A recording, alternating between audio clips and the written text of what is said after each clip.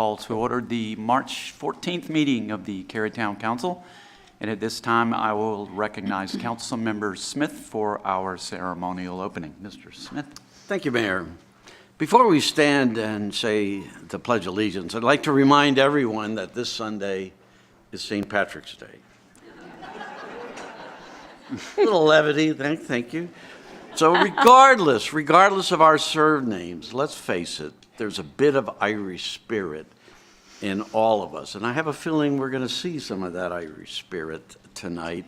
It's a feisty spirit that stands up for your rights and your freedom. So I'm looking forward to hearing from many of you. But on this day, we truly see what I like to call the greening of America. And it's also a day where we share a common bond with our sister city in Meath, Ireland. And to learn more about this special relationship and about all of our sister cities throughout the world, I just encourage you to Google Cary Sister Cities. You go there, you'll see it all. It's a great read. And I heard from one of our Irish elected officials sent me a little Irish saying, so I thought I'd close with an Irish saying, and that goes as follows. May there always be work for your hands to do. May your purse always hold a coin or two. May the sun shine warm on your window pane, and may the rainbow be certain to follow the rain. May the hand of a friend always be near you, and may God fill your heart with gladness to cheer you. I want to wish you all a happy St. Patrick's Day, and now please join me for the Pledge of Allegiance. I pledge allegiance to the flag of the United States of America and to the republic for which it stands, one nation, under God, indivisible, with liberty and justice for all. Red, green.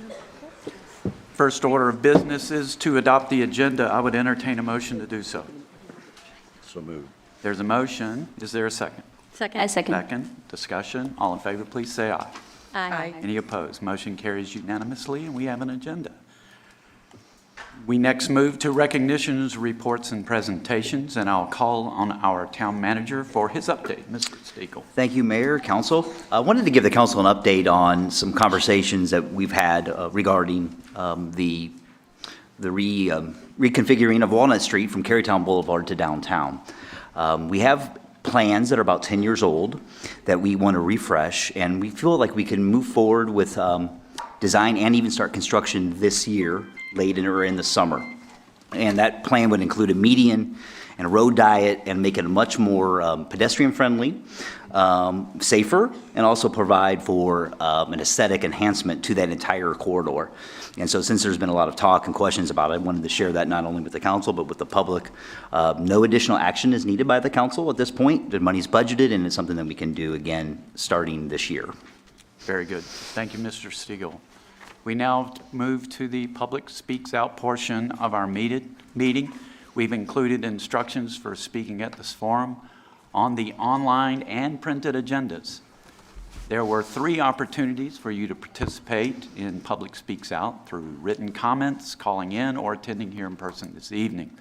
If you are here in person and would like to speak, I would ask that you please take a seat in the rows to my right that are shown as reserved.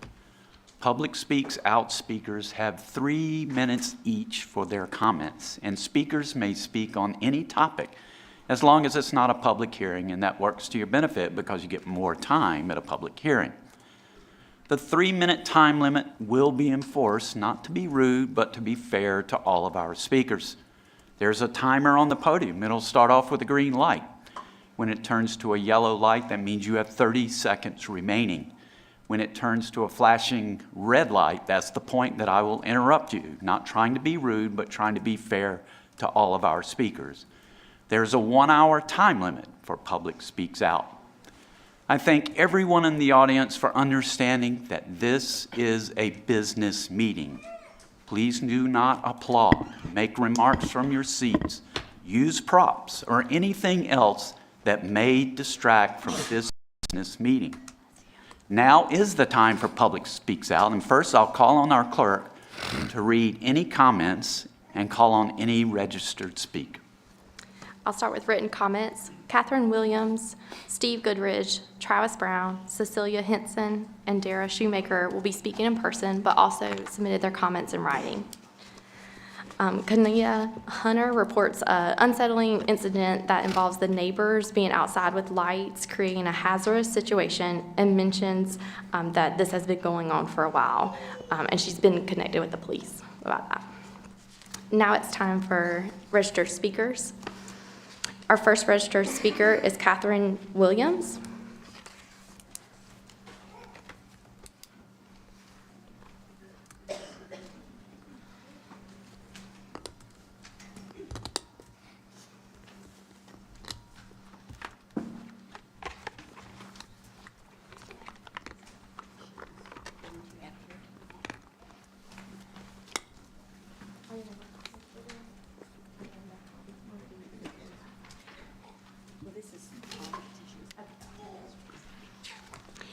Good evening.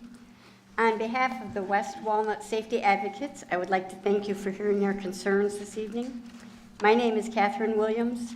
The West Walnut Safety Advocate Group came about in response to the horrific death of a 6-year-old named Jocelyn, who, as you know, was killed on Walnut Street by a reckless speeding driver. We are residents who live on or near Western Walnut Street and are concerned about traffic safety on this section of Walnut. Our intention and goal is to make Walnut Street from Carytown Boulevard to Byram Street safer for pedestrians, bicyclists, and drivers. The current road design of 2 travel lanes in each direction on a flat straightaway simply invites excessive speeding.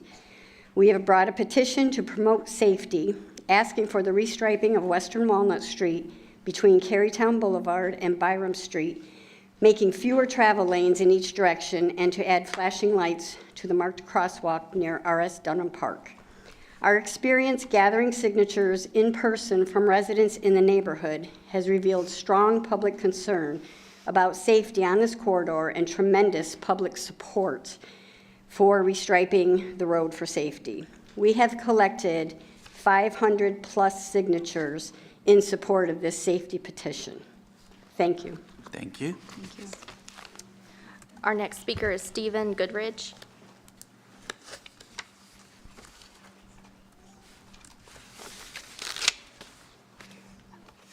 Good evening. Steve Goodridge, 247 West Park Street.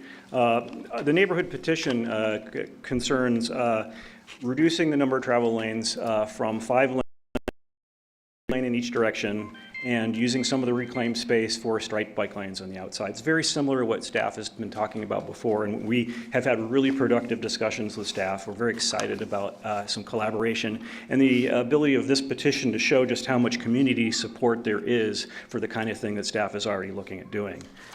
Safety studies show that when you reduce the number of travel lanes from multiple lanes in each direction to only 1 lane in direction, things get a lot safer for 3 reasons. First, you're reducing the amount of time and distance that people are exposed to moving motor traffic when they're crossing the street. Second, you eliminate the multiple threat problem where one driver does the right thing and stops for the pedestrian in the crosswalk, but their vehicle blocks the view between the pedestrian and a driver passing in the adjacent lane until it's too late. And that's a really serious problem we have with multi-lane crosswalks in Cary. And then third, reducing the number of travel lanes because you can't pass really easily, it reduces the most egregious levels of speeding and the most egregious aggressive driving, whereas it really doesn't affect the average travel time for other drivers. It's really the fastest drivers that's going to slow down.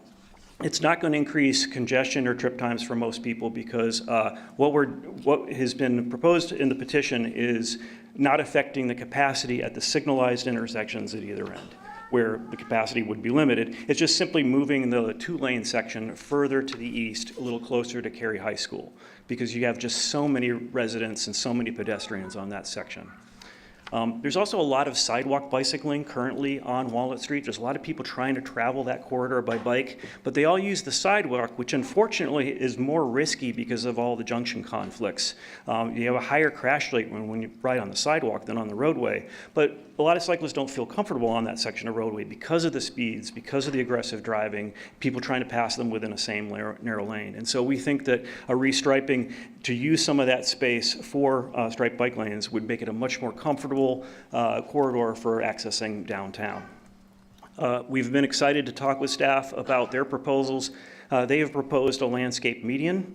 This petition is neither for nor against a landscape median. A lot of us understand the benefits of beautification and safety that are added by a landscape median, but we've also talked to some residents who are concerned about access in and out of their driveways. And so we really urge staff to do a vigorous outreach and workshopping with those residents who live along the street to try to address their concerns, figure out how are they going to be able to easily get in and out of their driveway before they implement a race center median. What we don't want is any controversy over something like a landscape median to delay Mr. Goodrich, the improvements that we can make. I'm Thank you very sorry I much. have to interrupt I'm all you. done. Thank you very much. Thank you. Our next speaker is Travis Brown.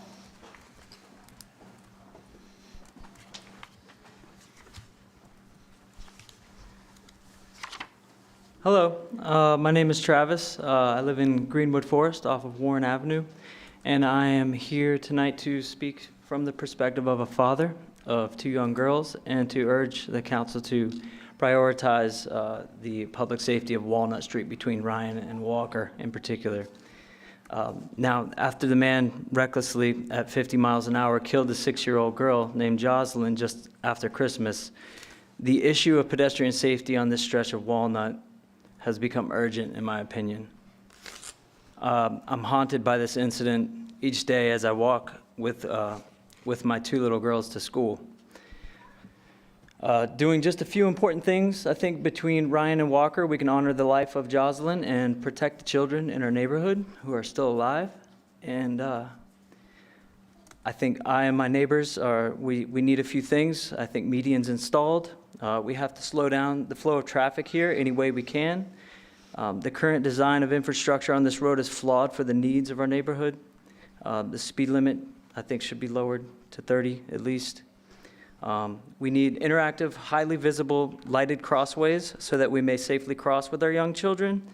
Too many times I've been caught with my 2 daughters in the middle of the one crosswalk due to drivers ignoring our presence. They drive right through a pedestrian-occupied crosswalk, if you can believe that.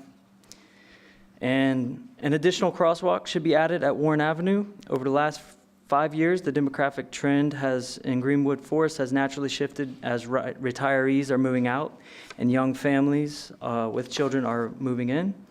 The needs of our neighborhood are changing. My 8-year-old is extremely proud of her ability to ride her bike to school, which we do. My own need to foster that interest and the time I get with her on our ride to school is priceless to me, and I insist that we have the right to do it safely. Also, we're very proud of our new park, and we want easy and safe access for the walkers and bike riders of our neighborhood. We need to be able to cross at Warren Avenue as it's a safe access road to the park. We'd like to see protected bike lanes. This should be installed. Cary Elementary has nearly 500 students, and crowds of them commute on bicycles every day, and we want to protect them on the way to school. And with such a beautiful outdoor space as Cary Downtown Park, the streets that lead to it should be just as welcoming and safe. These are suggestions from the people who live here and experience Walnut Street every day, and just here because I want to protect our children. Thank you, Mr. Brown. Next speaker is Cecilia Henson. Good evening, everyone. As she said, my name is Cecile Henson. I live on the corner of Walnut Street and Warren. I have firsthand experience watching my neighbors walk with their children cross the street. We have sight-impaired people in the neighborhood who also are attempting to cross that street. When they're in the middle of the street, they do get passed and have cars come right up on top of them as they're trying to cross the street. Quite frankly, I can't stand to watch it. I tend to go inside, or I will try and see if I can help the people get across the street and stop traffic. Traffic does not like to stop that way, and they will drive around us, so we've kind of run out of ideas of what to do. Also, my personal experience is after the park was put in, that the traffic has gotten worse and worse. People are literally racing. Right there at Walnut, where I live, is where the 2 lanes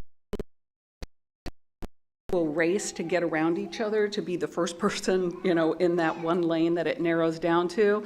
My curb is right along there. I was out a little while ago trying to work in a flower garden that I'm trying to put around my mailbox. I've quit with that project, quite frankly, because as I was working by my mailbox there, a car that was trying to race to get around somebody else hit the curb where I was standing, and I literally threw myself backwards, and I felt like, I had just barely escaped with my life.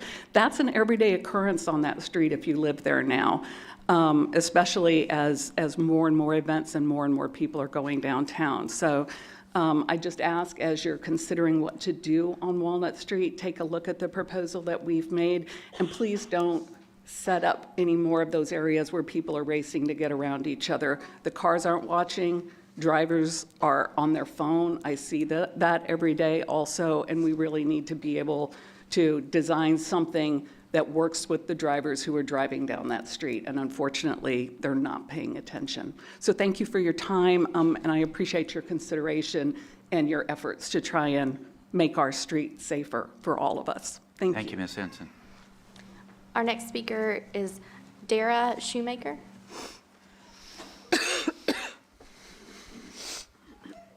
Good evening. My name is Daria Shoemaker, and I live at 402 Walnut.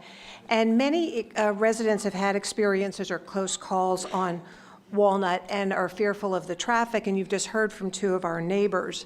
I'm hoping that a flashing pedestrian crosswalk near R.S. Dunham Park will encourage more drivers to stop. My husband and I often cross the street at that crosswalk because our daughter and son-in-law live in Irongate, and it's amazing how many cars go by us, and don't stop at the crosswalk. It's really sort of mind-boggling.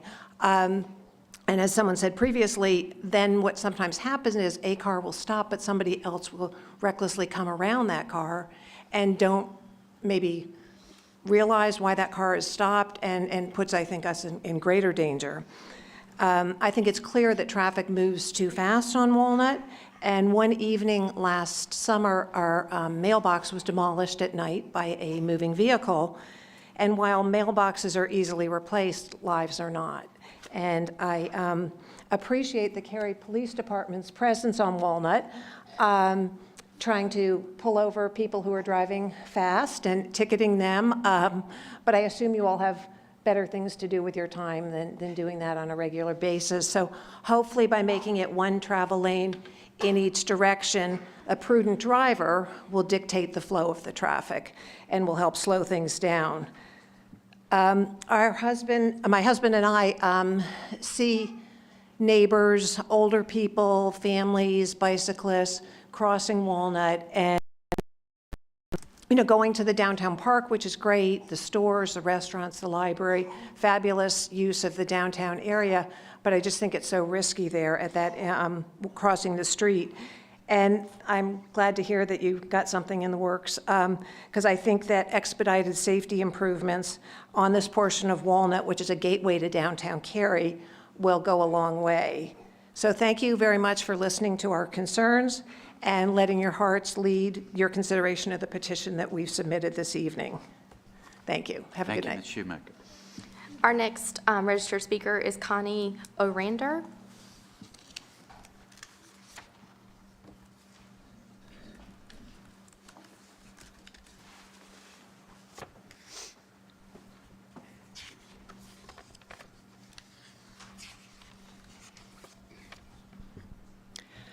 Good evening, Mayor and council members.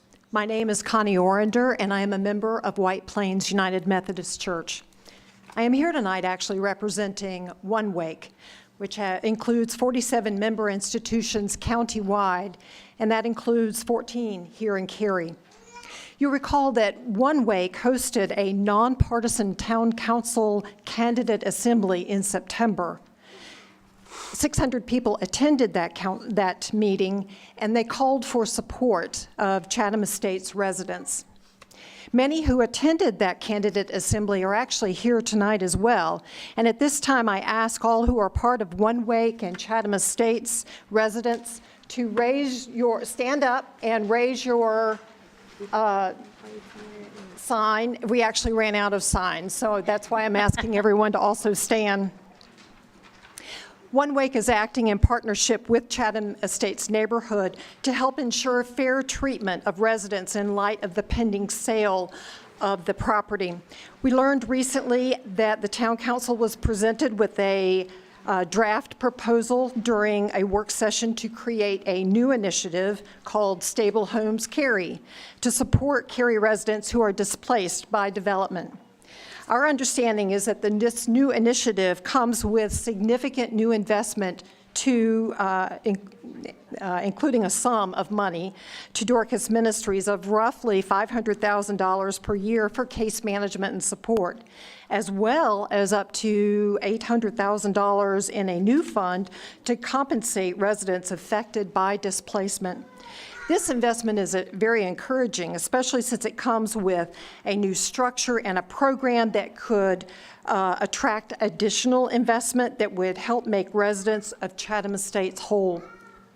We know from a survey that One Wake completed last summer that most of the Chatham Estates residents work in Cary, and they prefer to live in Cary.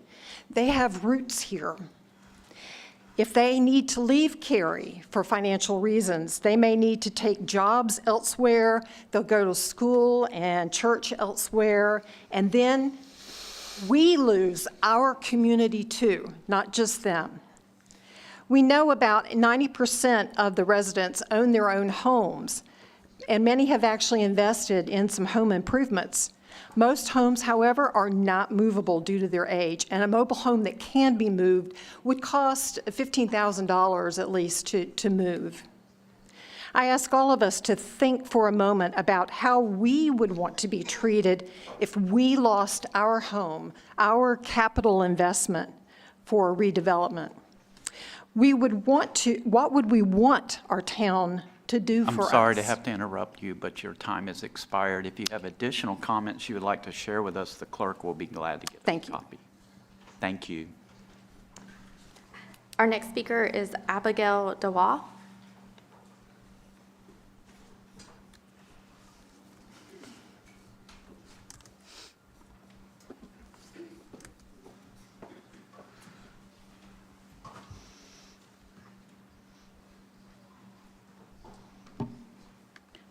Good evening, Mayor and member of the council. It's an honor to be here again tonight.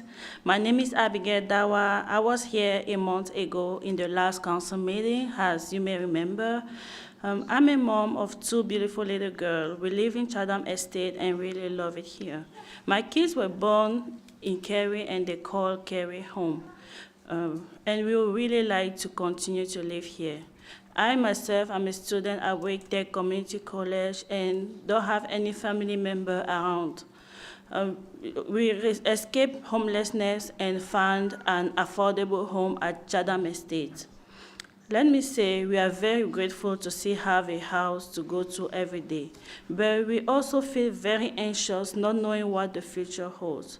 We feel very scared about the prospective sale of the property because we know we can't afford to live in any other place in this lovely but very expensive town. This is why we at Chatham Estate joined One Wake Latino Congress early on in support of a successful campaign to increase investment in affordable housing fund. We applaud our elected leaders for listening to us by deciding to exponentially increase the amount of funds this town invests in affordable housing. Thank you. Now, we are here tonight to urge our elected leaders to approve the use of part of those fundings from the Affordable Housing Fund to fund the Stable Homes Cary program. This is an initiative that will provide a way for families like those of us at Chatham Estate to access much-needed relocation assistance and other type of support. We are thrilled to know this program will provide help in the future to others in similar situations. Finally, I want to say we at Chatham Estate we want to remain in close contact with our town leaders and anyone else who are and will be part of the implementation of this program. We at Chatham Estate want and will continue to be part of the decision that impact our life in a positive way.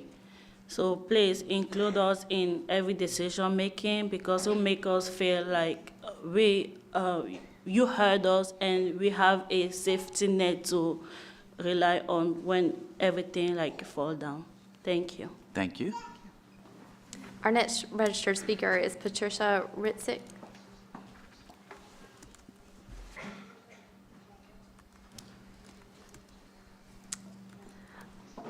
I'm not seeing her. What's her name? Patricia Ritzik. Ms. Ritzik, are you here? We'll hold her place, try another speaker. Our next registered speaker is Kanya Hunter. Ms. Hunter?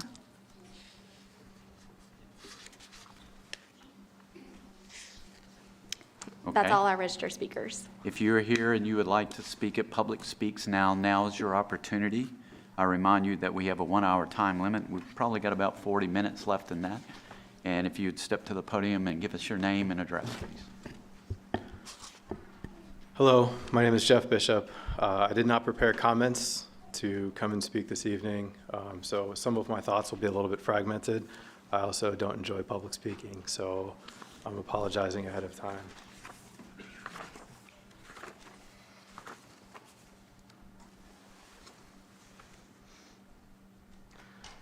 Four years ago, my companion this evening's father, Greg Gruber, was killed riding a bicycle on Walnut Street. And then Jocelyn was killed just after Christmas of this year. On August 9th, I called into the police department, had correspondence with Chris Reddig, who is the traffic team commander, complaining about the speed in which people drive on Maynard and Walnut, two streets that I regularly walk since becoming a resident here.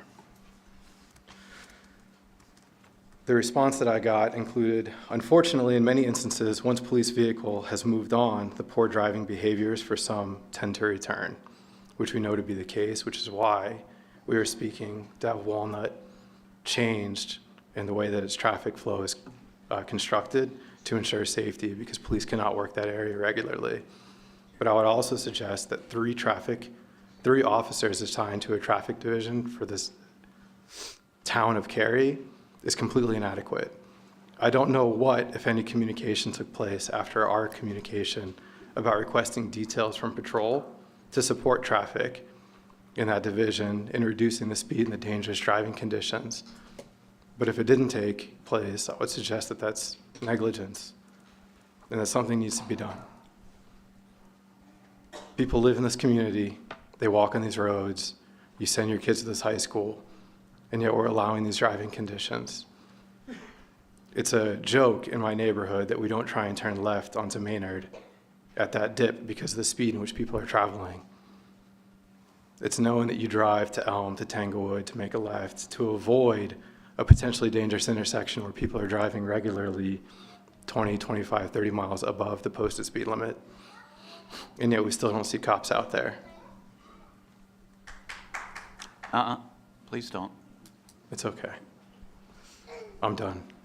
Thank you. I just need you guys to do more. I'd appreciate, and I know you're all very busy people, but while these folks are up here talking, do them the courtesy of paying attention and being off your phones. Like I saw it when the lady from the church was speaking, a lot of texting, and there's a lot of people's lives and property at stake. And you guys have important jobs, and we're here to be listened to. Thank you. Thank you. Please don't. Next speaker, please.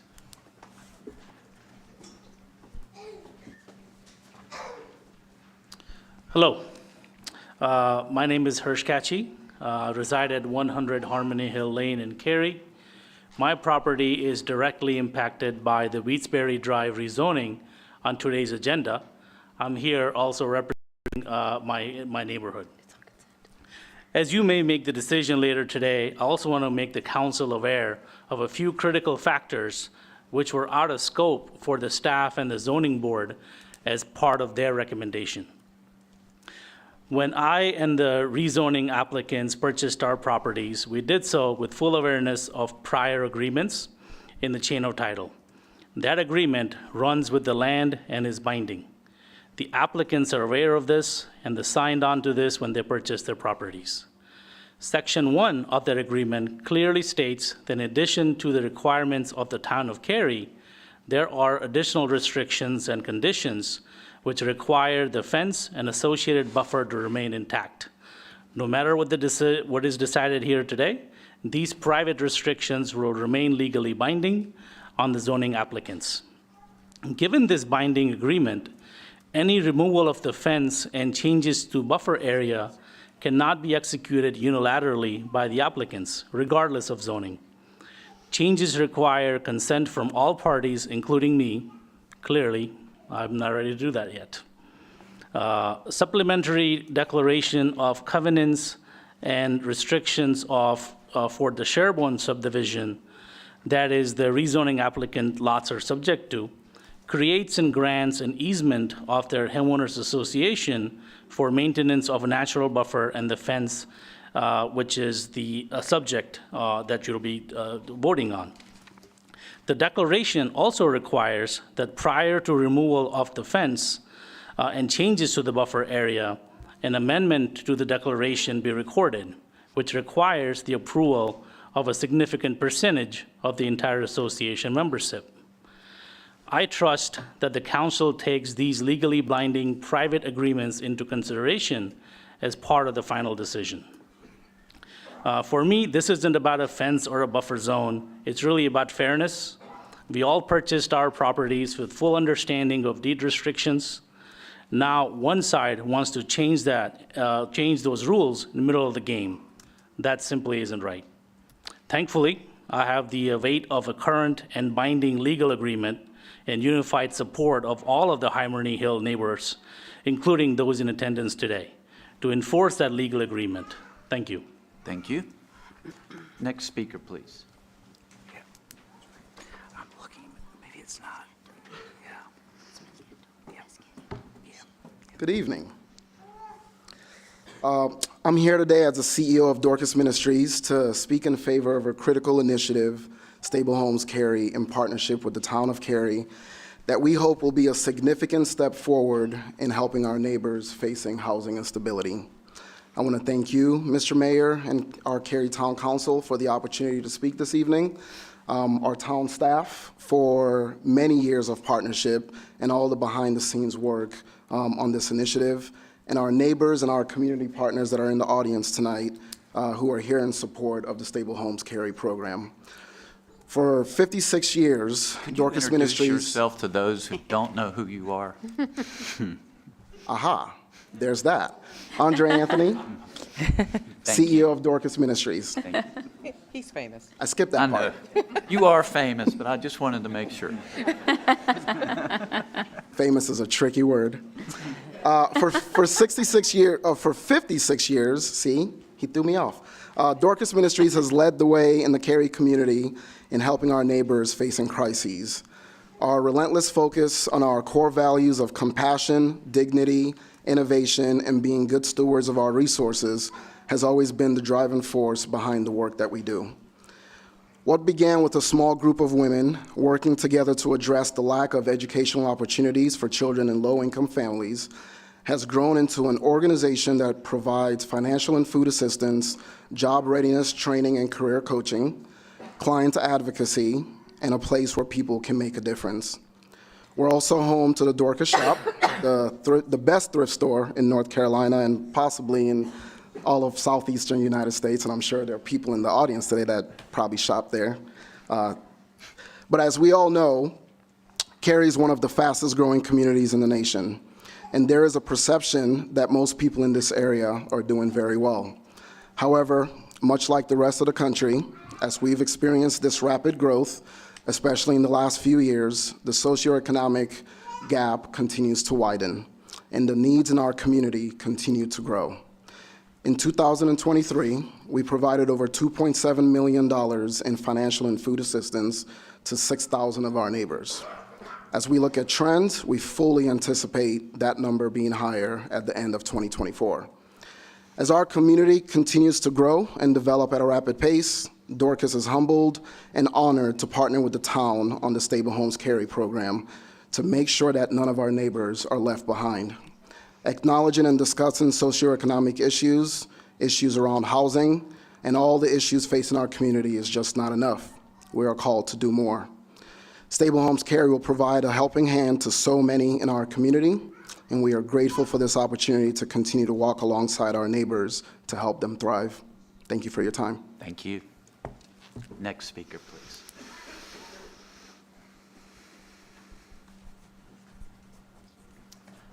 Good evening. I'm Bill Dirks. I live at 108 Wheatsbury Drive. I'm the applicant for the 23 REZ04 Wheatsbury rezoning that was spoken about just 2 people ago. And I just wanted to address what Mr. Harshia has said is correct. There is a private agreement in place that was penned 30 plus years ago. And then the conditions were put in place on the zoning. That private agreement in 1993, maybe before that, did not require town council to put those conditions on the zoning. They could pick and choose whatever was appropriate. Things have changed. It's different now. And it's interesting to say he didn't disagree with the fence, which is what they've been arguing about all along. We're keeping the wooded buffer. We're just trying to reduce the fence condition that's 45 feet onto our property to be able to have the opportunity to access that property. I know there's a private condition in place. I know there are other steps that we have to go through, and it won't be easy, but I can't do it if the zoning condition is still there. And so we're asking to have those removed, kind of reversing the process from when it was rezoned before. Thank you. Thank you. Next speaker, please.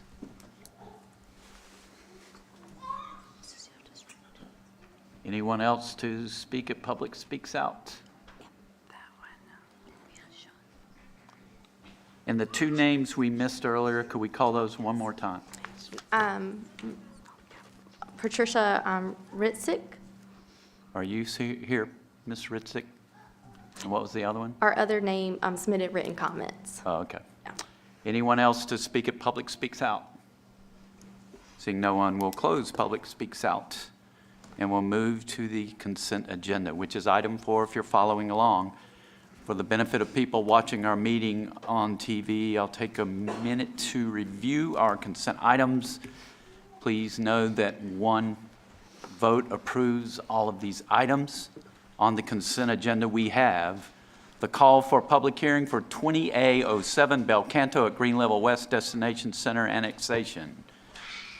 Amendment to Cary Raleigh interlocal agreement for interconnection. Black Creek Greenway renovations and Cary Park sidewalk at Black Creek.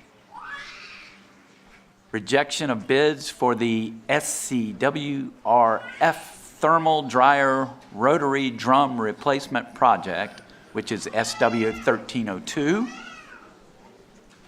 Bid award for annual water main replacement project. 23 REZ04, Wheatsbury Drive rezoning and consistency statement. Recommended appointment of advisory board members. Downtown Cary Park Social District boundaries. Would council members like any of these items pulled for discussion? If not, I would entertain a motion to approve the consent agenda. So moved. There's a motion. Is there a second? I would second it. Second, discussion. All in favor, please say aye. Aye. Any opposed? Motion carries unanimously. We now move to public hearings. Same rules apply for public hearings that apply for public speaks out, with one exception. Speakers now have 5 minutes each for their comments. Our first is for 23A14, Aviation Parkway, Zero Aviation Parkway. Principal Planner Aaron Puckett will introduce the item. Council may take action. Ms. Puckett. Thank you, and good evening, Council. The owners of property on Aviation Parkway have petitioned for annexation of one parcel in order to connect Cary utilities to facilitate construction of a single dwelling unit. The total annexation area is .987 acres and does not include any intervening right-of-way. The area is contiguous to Cary's corporate limits and is within the ETJ. The property is zoned residential 40, and there is no associated rezoning proposed at this time. Following tonight's public hearing, Council may take action. This concludes my presentation, and after the public hearing, I'm available for questions. Thank you, Ms. Puckett. Now's the time for public hearing 23A14. First, I'm going to call on the clerk to read any written comments and call on any registered speakers. No written comments and no registered speakers. If you're here in the audience and would like to speak at this public hearing, now's your opportunity. Anyone to speak at this public hearing? Seeing no one, I'll close the public hearing. Open it up to council members for questions, comments, or a motion. I'll make a motion that we move forward with 23A14 Aviation Parkway. A second. Motion and a second. Discussion. All in favor, please say aye. Aye. Any opposed? Motion carries unanimously. Thank you, Ms. Puckett. Thank you. We now move to our next public hearing, which is 23 REZ06, Woodfield Walnut Multifamily PDD. Principal Planner Aaron Puckett once again will introduce the item. Council will not take action on this rezoning tonight, and it will be referred to our Planning and Zoning Board for their review and recommendation. The item will return to council at a future date for action. Ms. Puckett. Thank you again. This is a request to rezone approximately 9.19 acres located on Macedonia Road east of Walnut Street. The site is an assemblage of 4 parcels with frontage on Walnut Street, Macedonia Road, and Jones Franklin Road. As seen in this aerial, there is a large pond which covers much of the site and which would need to be drained in order to develop the property. There are also existing detached dwellings on 3 of the 4 parcels. The site may look familiar to some of you, as a previous rezoning was proposed for this assemblage, 19 REZ 30, for a large surface parked multifamily project. That request had a public hearing in September of 2020 and was ultimately withdrawn due to inactivity. Cary's GIS indicates a large stream buffer on site associated with the existing pond.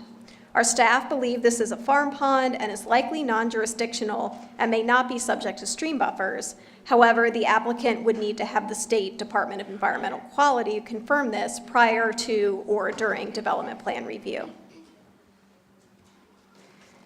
This is a view of Macedonia Road looking north with the site on the left. There are overhead utility lines along the site frontage, and this frontage is likely too short for Duke to allow the lines to be relocated underground, but details of that utility placement will be reviewed at time of development plan. The site has a short frontage on Walnut Street, which is built out to its 6-lane cross-section, except for the street side trail along the site frontage, which would be completed as part of this project. Jones Franklin Road is currently a 2-lane roadway, but is designated as a future 5-lane thoroughfare on our future roadway widths. Macedonia Road is a 2-lane collector. Go Cary Route 1 currently serves this area with stops nearby on Walnut Street at Macedonia Road and at several locations along Jones Franklin Road. A bus shelter pad and a bus pull-off are proposed to be provided with this project along the Jones Franklin Road frontage. Parks, Recreation, and Cultural Resources Master Plan does not propose any parks or greenways within or adjacent to the site. However, a street side trail is proposed along the section of Walnut Street along the site frontage, which would complete a gap in the trail network along this corridor. The site is split zoned with the majority zoned residential 40 and 1 parcel zoned general commercial, or GC. And the applicant proposes to rezone the site to mixed use district, MXD, with a preliminary development plan, PDP. The applicant has offered a number of conditions for development of the site. These include limiting the project to a maximum of 330 dwelling units, or approximately 36 dwelling units per acre.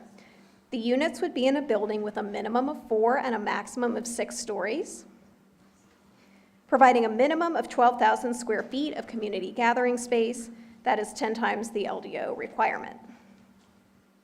Providing at least 60% of the required parking in a parking structure, as well as at least 25 electric vehicle charging spaces. Wrapping at least the first 4 levels of the parking structure with residential units where visible from one of the 3 adjoining streets. And while the final location of the deck may shift slightly, wrapping would likely be applied to the facades that are shown here in the dashed line. Providing perimeter buffers ranging from a 10-foot wide type B to a 40-foot wide type A where adjacent to the detached residential use to the north. This exceeds the LDO requirement as perimeter buffers are not required in a mixed-use overlay district. And providing a number of architectural commitments, including increasing the minimum masonry percentage to 40% on street-facing facades, prohibiting vinyl siding and concrete masonry units, or CMUs, and providing variations in roof lines and facades to help break up building massing, as well as residential balconies for 50% of the units. A number of zoning conditions related to transportation improvements are also offered, including improvements at site access points on Macedonia Road and Jones Franklin Road, street side trail along the Macedonia and Jones Franklin Road frontages, which is an increase to the 5-foot sidewalk that would otherwise be required, and is in addition to the required street side trail along Walnut Street that I previously mentioned, as well as a mid-block pedestrian crossing on Macedonia Road, and a bus shelter pad and bus pull-off along the Jones Franklin Road frontage. The project also seeks several modifications to LDO requirements to allow for increased flexibility. These include a modification to the street network requirement to allow bays of angled parking along the internal circulation, removal of 3 champion trees with replacement inches to be provided per LDO requirements, grading within the buffers and streetscapes, and reductions to certain streetscape widths and planting rates. Along Macedonia Road, the applicant proposes to meet the LDO required width of 30 feet for collectors, but proposes to reduce the Jones Franklin streetscape from the LDO required 50 feet to 30 feet. Within both of these streetscapes, the applicant proposes a custom planting rate in lieu of the typical Type A standard. Whereas a Type A is the densest LDO planting rate, composed of upper story and evergreen understory trees, this project proposes fewer trees and some shrubs for a more urban streetscape appearance. Certain hardscaping, the street side trail, and residential stoops along Macedonia Road would also be allowed in these streetscapes. The Walnut Street streetscape is also proposed to be modified in lieu of the 50-foot residential Type A streetscape that would otherwise be required. The applicant proposes an alternative buffer, which would be displaced internal to the site, made up of evergreen understory trees and shrubs to help provide some visual screening between the road and the parking area. A 4-foot tall decorative masonry wall is also proposed as part of this alternative. Additional commitments to provide a fountain in the stormwater control measure and make visible retaining walls decorative in nature may help soften the visual impact.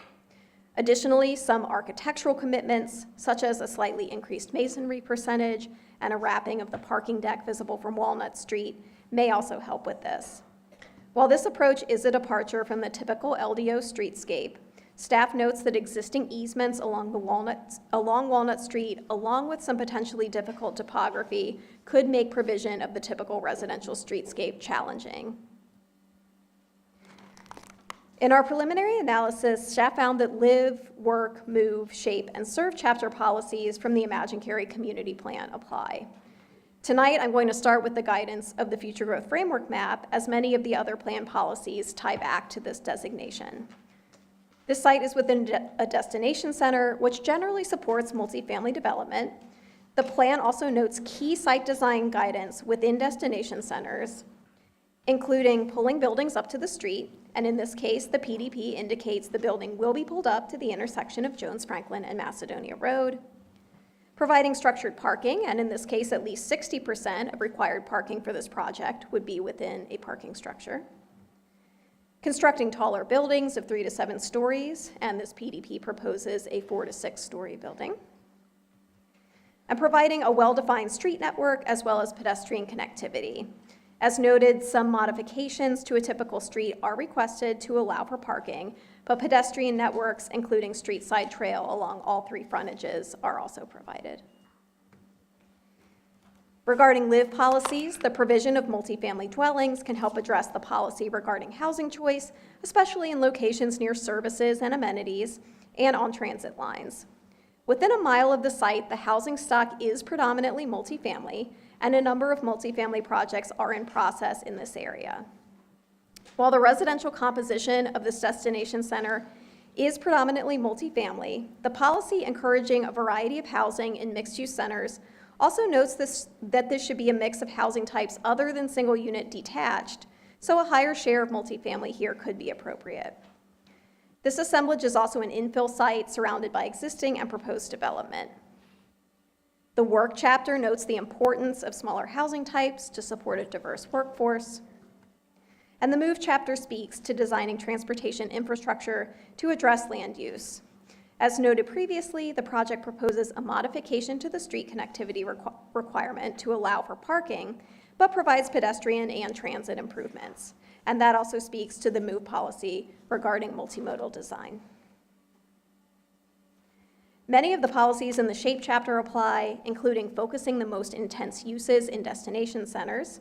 A higher density multifamily development could meet this policy, especially on an infill site. A mix of uses is encouraged in destination centers, but does not have to be provided by each individual project. And in this case, on the whole, non-residential uses make up the majority of the destination center by acreage. Multifamily development could facilitate a logical use transition between surrounding commercial and civic uses. There is also future multifamily development across Macedonia Road to the east and north. The most disparate use is the adjoining detached residential unit to the north, but this project does provide for a 40-foot type A buffer along that lot. Architectural conditions regarding materials and form, along with the commitment to structured parking, help speak to aesthetics and quality. And regarding the serve chapter, the proposal would remove existing vegetation, including 3 champion trees, and does propose replacement streetscapes at lower widths and rates than the LDO otherwise requires. At the same time, denser development at this location, proximate to services, employment, shopping, and a transit route helps provide certain efficiencies that may support environmental policies. 25 EV charging spaces also help to address the sustainable energy policy. A neighborhood meeting was held in July 2023. 4 citizens attended and had questions and concerns regarding traffic, drainage, and what would happen to the pond. Since that time, staff received 1 follow-up email requesting further information about the case. And I'll note that since this presentation was finalized, we also received 1 call seeking additional information. Staff mailed public hearing notification to property owners within 800 feet of the site, which exceeds the state's and Cary's LDO requirements. This concludes my presentation. The applicant's representative is here to provide comments, and following the public hearing, I'm available for your questions. I would invite the applicant forward at this time.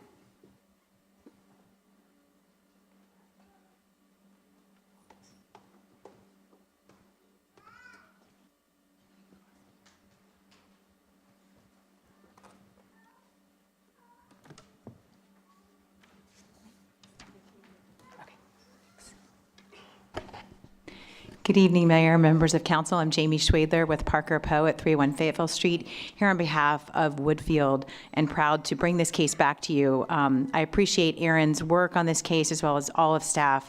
It's taken a lot of work to bring this case back to you from what it was before in 2020, and we've listened to those comments. So what you might see might seem like a familiar sight, but a much improved project where we listen to the comments of council.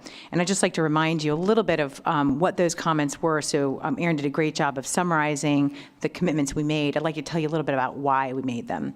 So in 2019, a case was filed that brought forward 275 apartments, largely surface parked, and the council at that time, at the public hearing in 2020, remarked that this really wasn't the embodiment of the destination center.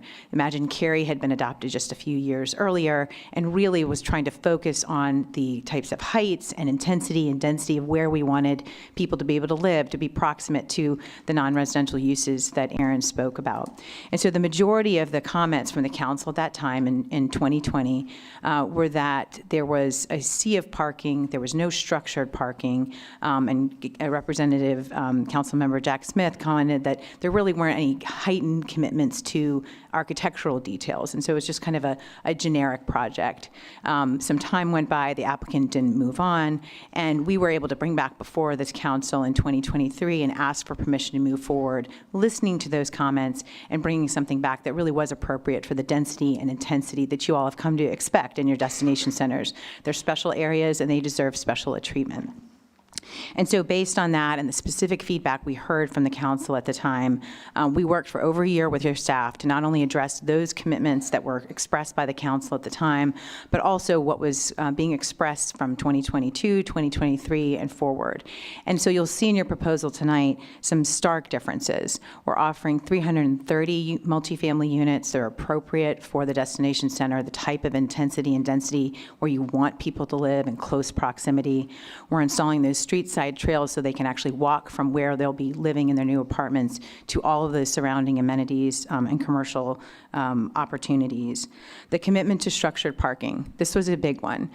We heard for years, and especially in the destination centers, this was really a desire. It was difficult for people to commit to, but this was something we heard. It was a unified voice from council, and so we committed to that right out of the bat. And not only did we make the commitment to structured parking, we didn't just talk about it. There's actually a condition that says there will be structured parking, and a majority of the parking will be structured. So 60%, at least 60% of the parking will be provided in a deck. And not only do we have that commitment and the commitment to the majority, but having the wrapping of that deck be majority of the wrapping of the deck will be with units. So we are in a unique position where we're surrounded by three sides by roads, Walnut Street, Macedonia, and Jones Franklin, and wherever the deck would be visible or kind of adjacent to those three roads, it will be wrapped in units. So a major commitment, not just for structured parking, but for high quality structured parking and screening in a way that's appropriate for citizens to experience as they walk to all of those amenities that already exist in the destination center. In addition to that, the architectural conditions, we heard the comment and brought back an increase of masonry to 40% on all street-facing facades. So again, that commitment in this case means three sides of the project will have that increased commitment to masonry. And we'll also have the limitations on less desirable products like vinyl and things that Aaron mentioned. The customized streetscapes is an important one. The last project you had was just simply a reduction of the streetscapes. And while we recognize here that there are some site constraints that necessitate a smaller or more urban streetscape, we've kind of complemented that by making a customized landscaping and kind of visual treatment to each of the three streetscapes so that you deal with the unique characteristics. On Walnut, there is a significant barrier, both in topography, as you're on Walnut Street, it goes down kind of an existing dam and then back up on the site of the existing farm pond. And so along that entire area is a town of Cary drainage easement where we really can't plant what you normally see in your normal streetscape. So given those site constraints, we really leaned into them and we created something unique that will be visually appealing with the fountain, as well as having the street sides trail, the wall for protection and safety as folks experience that streetscape, and just dealt with the types of restrictions that we had on the site already. For Macedonia and Jones Franklin, we all created this more urban streetscape. So again, even though the measure of the streetscape was a little bit smaller, we've increased the type of elements you might see, as well as committing to street side trails within those streetscapes, as well as a bus stop and bus lane within the Jones Franklin streetscape. So committing to a lot of things that will benefit folks, not just that will live there, but in the surrounding areas, while incorporating all of those things that we heard from the prior council. But it was all of those things, plus the things that we've heard in the recent years that we know this council is looking for in their destination centers. And that includes the 25 EV charging stations, the bus shelter and pad that is helping folks get around Cary much more easily, 10 times the amount of your community gathering space, which is a significant amount on such a constrained site with existing utilities and topographic issues, the mid-block crossing on Macedonia, which allows folks to cross from other projects that you've approved over to our side of the street and get to other places within the destination center. Aaron also spoke about the perimeter buffers and street side trails exceeding what the council what the LEO would otherwise require. So taking all of that feedback into account, plus what we've heard you say you want in your destination centers and in your new developments, and rolling that all into one. And for those reasons, the proposal you see before you today is in line with the Imagine Cary plan and is in line with the goals that this council has asked us to consider. It's squarely in line with that future growth framework map destination center, because it really takes a place that is underserving and really placing people in the middle of all of those services, providing safe places for them to walk and to get around. We also have restrictions on height that are in line with what you call for in the Imagine Cary plan. And this infill site is really where you want to put those people in line with the overlay district, providing that mixed use overlay. Aaron did a great job in the staff report of describing how much non-residential is already here, and this complements it. We appreciate the council's comments in 2002, the time that staff invested in their review and feedback in this case, and the opportunity to make these significant, substantial commitments and make this a better case for you. We're happy to present tonight, and we look forward to your comments tonight on the case. Thank you. Thank you.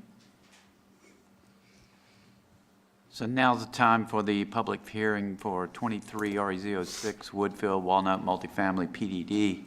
And I'm going to call on the clerk once again to read any written comments and call on any registered speakers. We had no written comments, and we had one registered speaker, Donna Jones.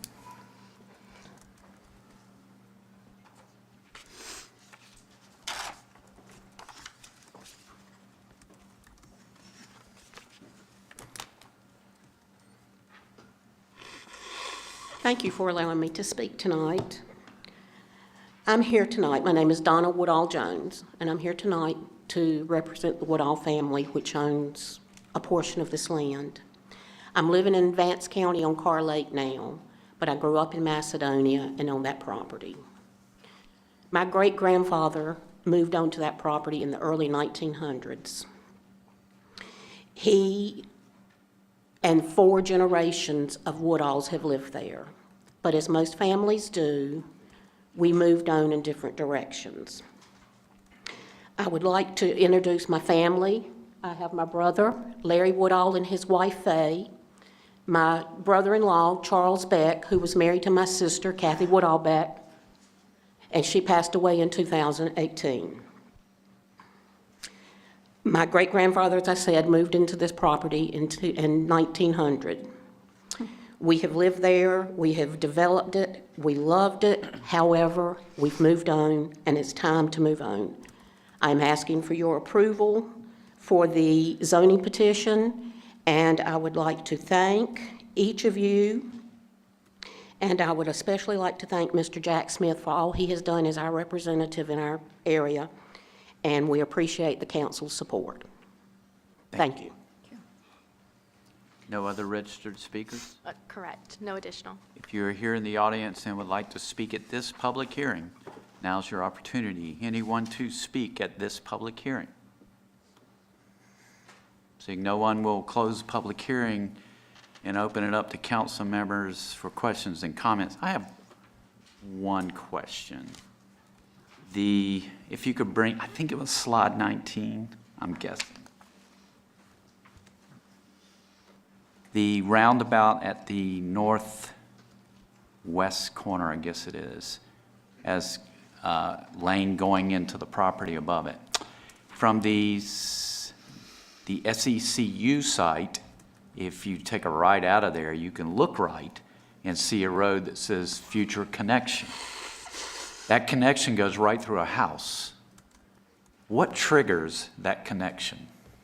So the 2 intervening properties would need to redevelop, And actually, if I pull up the aerial again, I think you can get a better sense of it. I know Yes. this is a little zoomed out, but you can see, I think, exactly what you're noting, which there's a future street extension to the north of these two intervening single-unit residential properties, and then there will be a stub to the southern side.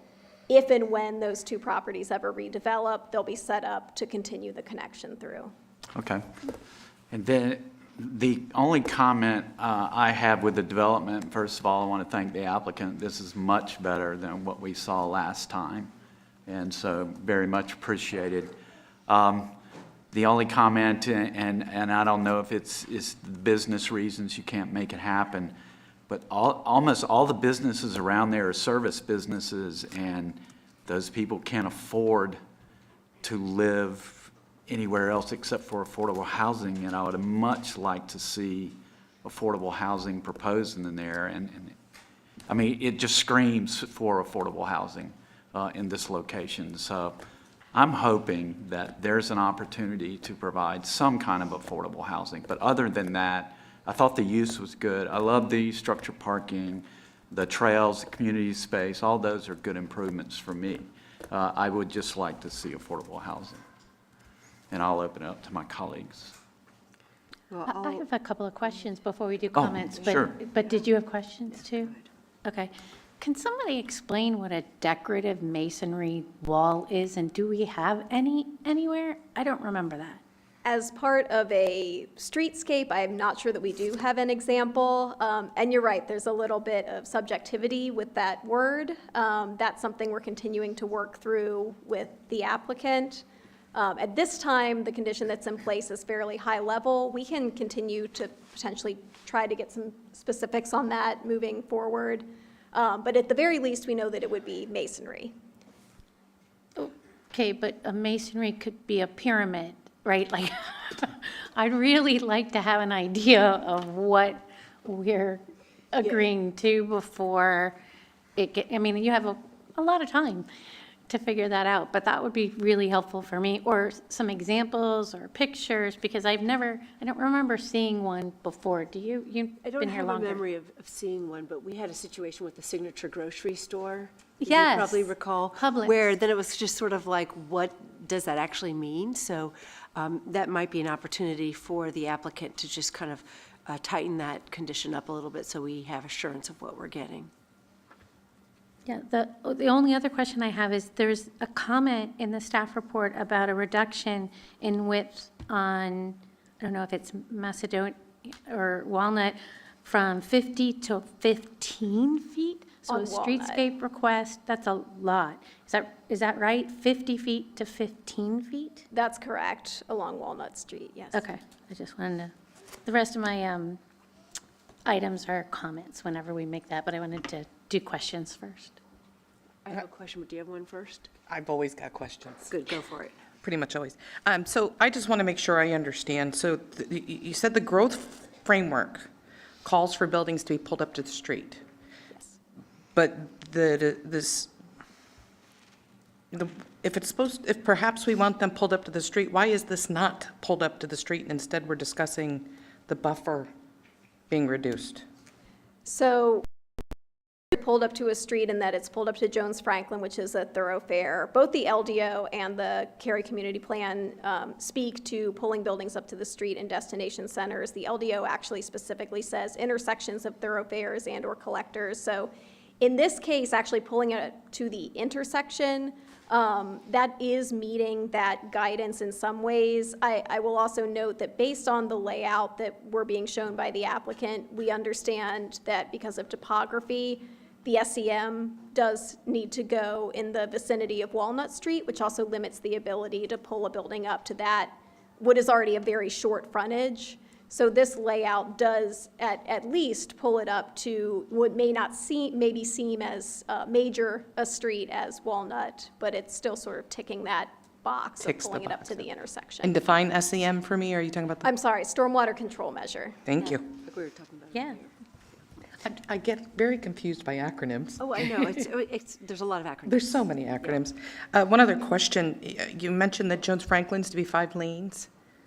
Yes, our future cross-section shows it as a 5-lane. Is that thoroughfare. our road or is that an NCDOT road? It is an NCDOT road, yes. So when you say is going to, that's one of those far in the distant future type of things, or? So even though the road is an NCDOT road, this is a thoroughfare on our future roadway widths map. So we do have the ability to require them to widen their half of the road at time of development plan. They being? The applicant, sorry, the developer. Thank you. And that's all my questions, yeah. Other questions? I have questions. Does Raleigh have a similar requirement to have their developers widen their side of the thoroughfare when they develop? I would have to double check on that to see if they have the same requirement. I'd be curious about that. Like, I don't know if Cary's going to continue to widen our side and then Raleigh doesn't. What is the actual definition of pulling the building up to the street? I kind of thought that always meant like you put the building there instead of parking between the building and the street. Correct. So yes, we Okay. would not want any surface parking between the building and the intersection. Okay, so the growth framework says put the building next to the road rather than putting parking between the road and the building. Correct. But it doesn't necessarily say decrease the buffer to accomplish that, right? It doesn't say that, no. Okay, so that's the answer to your question. Yeah. Which I had the same question. I was just trying to get there. Yeah. They seem at odds, right? So it's not at odds with the LDO, it's because it's a special planning area. Right, well, the fact that the building is there and there's not parking between the building and the street, this accomplishes that. But then the fact that they want to move that building closer to the road than our standards allow, that's why they're asking for that, that decrease in the buffer. Okay, thank you, I appreciate it. Yeah.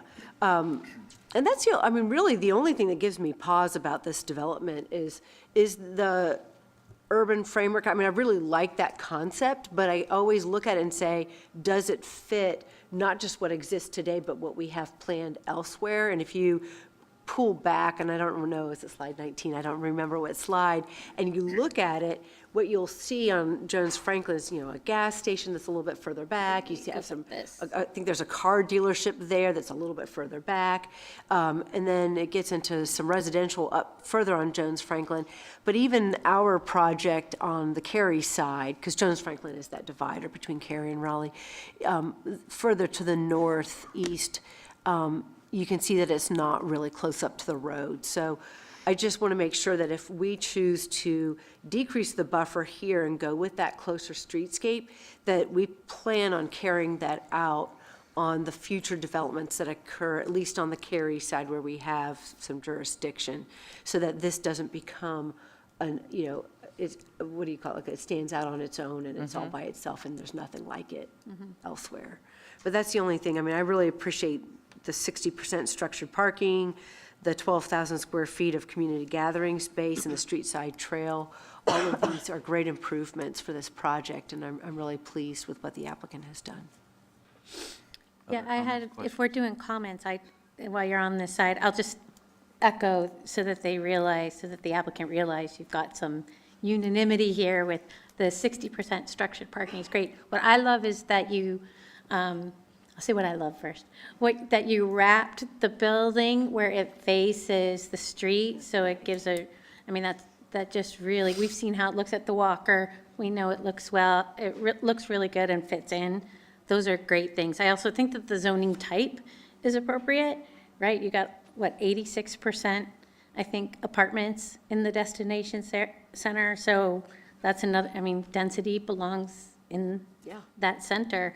And going up from, it doesn't seem like much, going from 35% to 40%, but I'm sure on an applicant, that's a significant investment. And you can tell. You can tell when something's 35% and 40%. So I really appreciate those. And I think there's a couple of opportunities to make it perfect. Oh, well, I also want to say 25 EV charging is getting to where we really want it. The previous applicants have come in, here's 6 EV charges for 500 people. Good luck.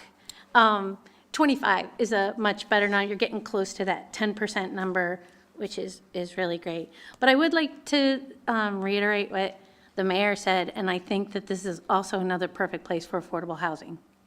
And adding some, I mean, you have a bus stop there, right? You have the infrastructure that supports workforce, right? And so adding that capability, even with some sort of partnership by the town, because we always don't, I want to be clear, we don't always just push it on the developer. Hey, you must do this. There are all kinds of partnerships similar to what we'll be talking about with Dorcas. So I think that there's opportunities for us to work together to make this really a continuation of the great work you've already done to make this really as close to perfect as possible. Other comments, questions? Well, I think it's all been, a lot of it's been said and opinions have been voiced. I always get nervous in the pursuit of perfect that we end up having a really good project and we let it get away. This is kind of an eclectic area and we're trying to make the best of it. That's kind of how I'm looking at it. And considering the feedback that we gave years ago and what we have now, I think, you know, I like the improvement. Also, if you could zoom that back, you're probably no less than a mile from a lot of affordable housing. So I don't have it, I respect the concern, but I always think you have to put it in the proper perspective. And if we are looking at affordable housings, then we have to strike that balance between how many EV charging stations do we need for those $80,000 cars. So, you know, I'm glad to see the progress. I think some good points have been made here. If you can just kind of think those through and help us a little bit more, that would be great. But I'm happy to see the progress that's been made over the years. My take. Other comments? I would like to just share that I love this project. I love it. So I'm not going to repeat what was already said, but, you know, you're going through everything, and I'm like, okay. And I think it's just, you know, I've listened to my colleagues since I was sworn in sort of tease out better, and I think that's exactly what happened here. So I didn't have anything to write here going, oh, I don't think this is a good idea. It was just like, oh, okay, cool. But I do want to echo what Lori and the mayor have said. This is an ideal location for affordable housing. Ideal. It doesn't get much better than this. And when I say that, I'm saying, much like Lori said, there are lots of ways to get there, right? We're not talking about just putting it all on the applicant and, you know, and say just, you know, do this very difficult thing on your own.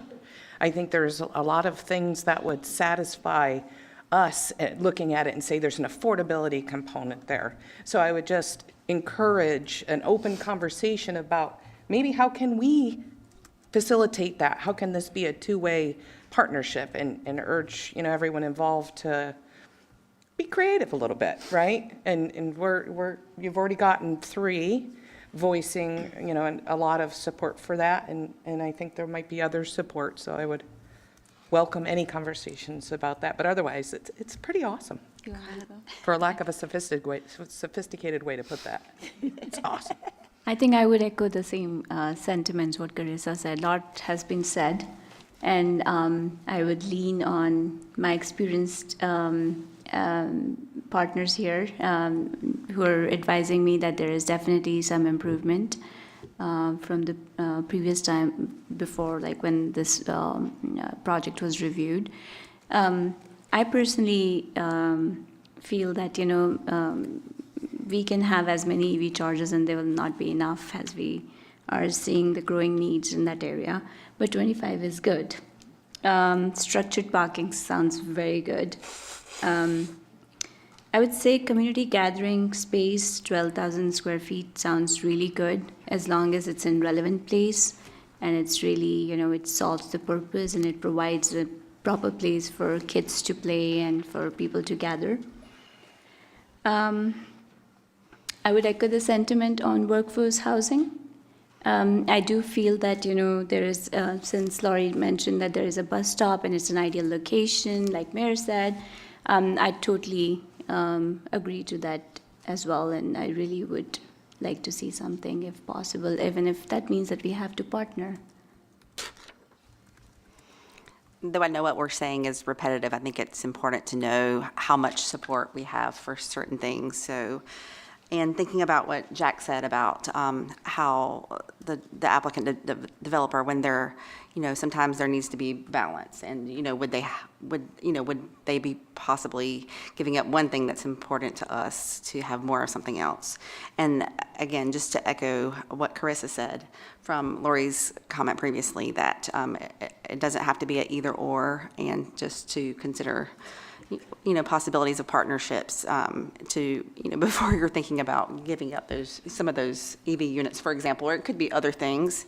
But this, as we have heard earlier this evening from One Wake and the residents of Chatham Estates, that's just one example of a growing need of affordable housing, just one example, and the need's continuing to grow. And we will continue to ask for your help in helping to solve what's become a housing crisis. I just wanted to make one follow-up comment to what Ms. Bensall had just said about the EV charging. I do think that she's right, that what we can see trend-wise is this is going to be a growing demand and need. And I'm not an expert in this field at all, but I would think that it would be wise for anybody building apartments at this time, or pretty much anything, to put in conduit for future EV charging. That would be nice. That may be something that the applicant wants to consider and include as a condition, is that you have 25 EV charging stations, but you have conduit for more throughout the deck, Yeah. right? So that you can be future ready. And then just a follow-up comment.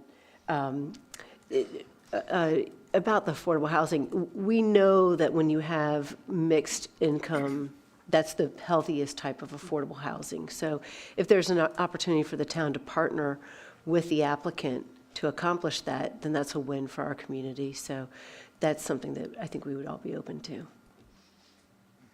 Any other comments? Just one more, that if you think that an EV is 80,000, you haven't looked at them lately, you can get an EV for as little as 20,000, 20 to 30,000, a brand new one. Is that an elf? No. Well, it's also called an electric bike. You have to pedal it, but, So Just kidding. I mean, a lot of, the reason I bring it up is because a lot of people think, well, if someone is in affordable housing, then how can they afford an EV? Well, that's actually the wrong way to think, because actually EVs give you, especially if you have electricity in your apartment building, you're basically getting free gas, right? You're getting no oil changes, right? Your cost of using the car is actually cheaper than a gas car. So there's many reasons why people on a fixed income go for an electric vehicle. And it's just a different way of thinking. Well, and this isn't, these apartments aren't necessarily affordable. We're not saying make this whole thing affordable. No. Yeah, I was It's just saying in general. It's just it's good, it's easy good on business. the budget if you're living in an apartment to have an Yeah. electric vehicle. And the prices have only come down, I think, in the last couple of years. Exactly. Maybe last one or two, so. And in North Anybody Carolina- listening, ask Lori all about your EV charge question. or EV She is not paid to car sponsor questions. the electric. No, I'm vehicle not, industry. no. But if a brand wants to. Just saying. Any other comments or questions for this rezoning? Okay, this rezoning will go to the Planning and Zoning Board next, probably in a couple of months. They'll review it, make a recommendation, and then we'll see it a couple of months after that. So, thank you, Ms. Puckett. Thank you. We now move to discussion items.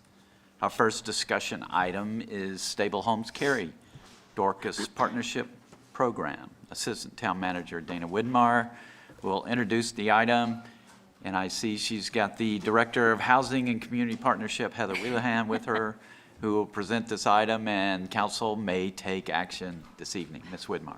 Wonderful, thank you very much. Good evening, Mayor and Council. Heather and I are so happy to be here talking with you again about Stable Homes Cary and the partnership with Dorcas Ministries. As you know, Cary and the Research Triangle region are thriving. We've become a highly desirable community, not just by our own account, but by that of many outside rating agencies. We have a lot of great things happening here, making us more attractive to new businesses and residents, which can also put some pressure on some of our existing residents. The Stable Homes Cary program is centered on supporting residents who are in need. In late 2021, Council adopted the Cary Housing Plan and shortly thereafter expanded our housing and community partnerships operational capacity and programming. The Cary Housing Plan has 3 goals which focus not only on the homes that our citizens live within, but the whole individual and their ability to experience the high quality of life Cary has to offer. Tonight, I would like to briefly talk with you about 2 tenets of the plan, partnerships and people, and then Heather will get into the details of the program. Partnerships are at the heart of the plan. In fact, one of the goals specifically focuses on partnerships because that's how we can make the most impact.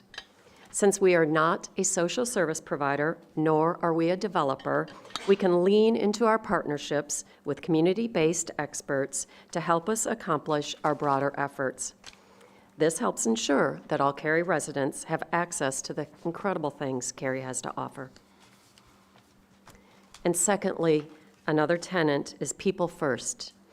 It's a foundation of our approach to all things in Cary, and of course, is particularly relevant to housing. People are at the center of everything we do because the people of Cary make Cary great. And fortunately for us, Dork has built their presence in Cary in a very substantive way, building on the gifts and time of thousands of Cary residents while supporting those who are in need. The Stable Homes Cary program is centered on supporting and investing in people. Heather is going to provide more detail about Dorcas and the program proposal.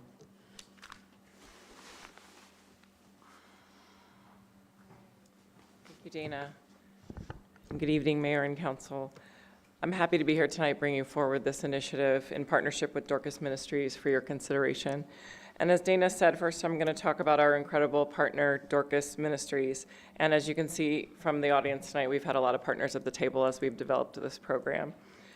And then I'll share the details of Stable Homes Cary program, which, as Dana said, is centered on supporting people.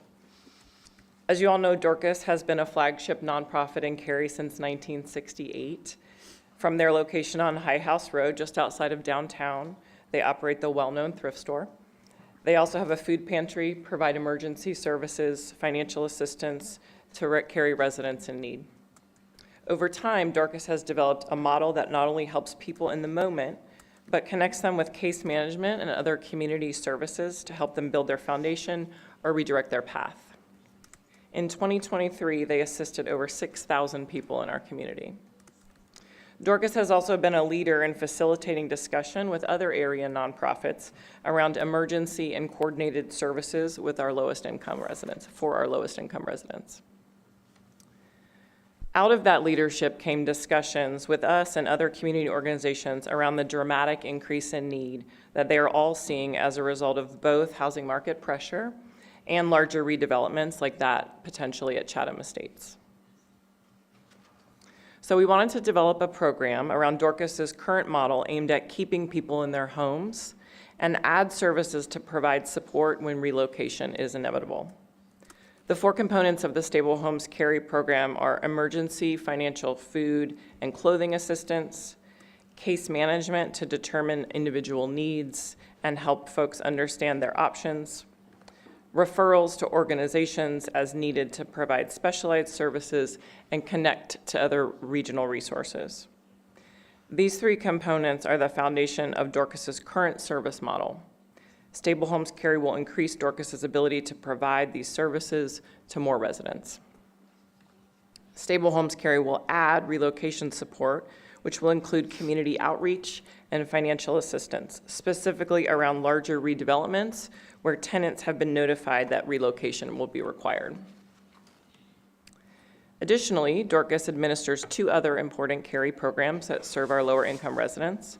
This partnership would include support for and capacity to expand both the Play It Forward program, which provides scholarships for parks, recs, and cultural resources programs, and the Oasis Utility Fund Bill program, which helps residents pay utility bills from Cary general funds and philanthropic donations from our community. So to establish these programs and increase Dorcas's capacity to meet this need, we are proposing a 3-year allocation from the existing housing budget. This year, $500,000, $550,000 in year 2, and $600,000 in year 3. In addition, staff recommends an allocation to seed a fund that would provide direct assistance to residents facing relocation and help them take the next step on their path. Dorcas anticipates this may leverage additional private and public investment.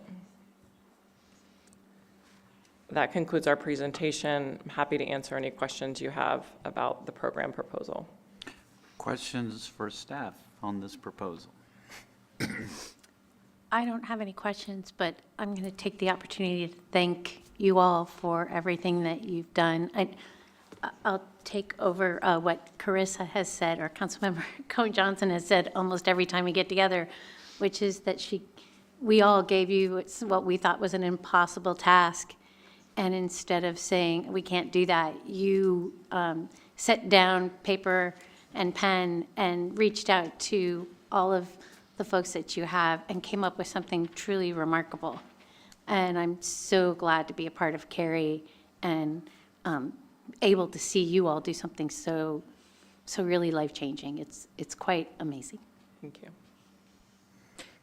I can't talk. I'll start crying. I'm just so proud. I'm so proud of everybody involved in this. It's just absolutely fabulous work. Fabulous work.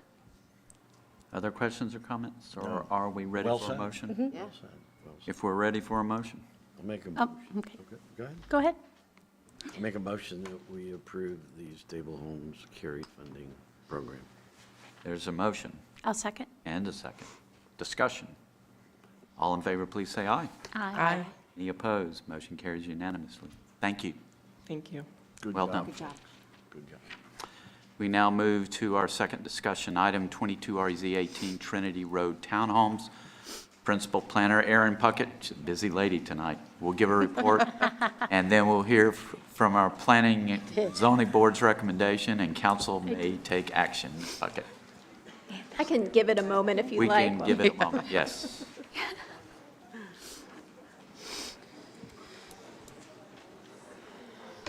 So this is a sign, Erin, every time you come up, everybody leaves. I can clear a room, apparently. Yeah. No. Yeah, Couldn't yeah. tell what it was. Yeah. She was here for the testimony, Good comment. remember, for the one lady? Okay. Yeah, it was the same lady. Okay. I saw her as I was.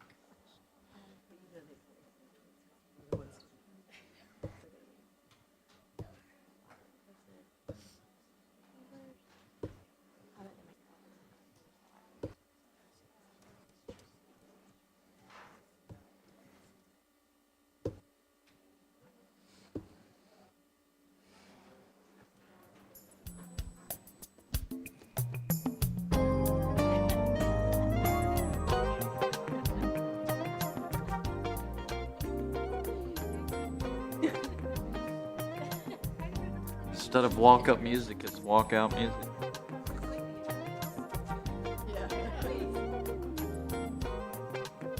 And I thought Barbie was gonna win all the Oscars.